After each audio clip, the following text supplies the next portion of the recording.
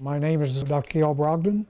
I'm the Associate Dean at the College of Education. I have been collecting clocks since about 1970 and currently repair clocks, fix clocks, buy clocks, trade clocks.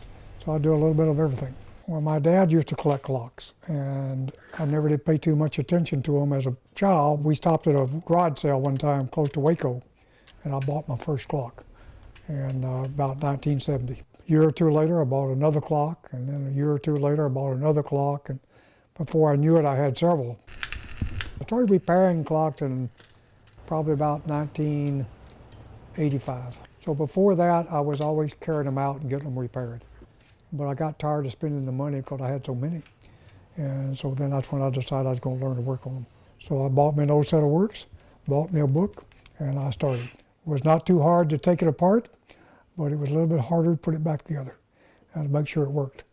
And I've been doing it ever since. I love to work on clocks. I used to have to draw them off so I'd know where the parts went back to them, So I draw me a diagram. I've done so many of them now, I don't even draw them off. I know pretty well how they're supposed to go back.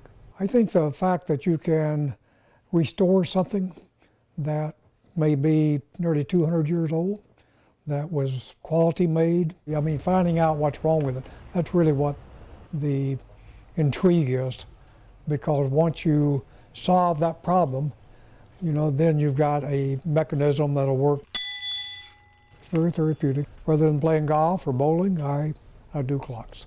And that's what I'll look forward to doing.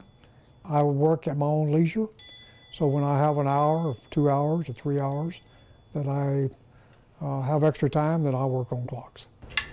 I do have old works that I can take parts off of if they'll fit, but there's not just as simple as taking one part off of one clock and putting it on another. If they don't match up, it won't work. And very seldom do you get lucky enough to find interchanging parts unless they're the same maker. That, you just have pride. You take pride in what you've done, step back and say, I fixed that clock. And without that, it would not be running. When they were made, they didn't have the machines they have now. So a lot of those things are handmade, very crude, but very good. And what they did well. Craftsmanship is there, so I guess I appreciate the craftsmanship that went into making those clocks and the time that those people spent. You don't fix a clock fast. There's no way that you can fix a clock fast. It just takes time.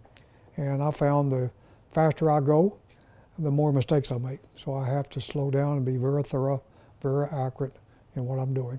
It's not unusual. You put them together and then you have to take them back apart, make a correction. It does take a little time. In my collection, you're probably talking 150, 200 clocks. I got clocks in my garage, got them all over the house. I used to buy anything that would tick, I would buy it. But then I learned there were clocks and there were clocks. So I try to buy better clocks.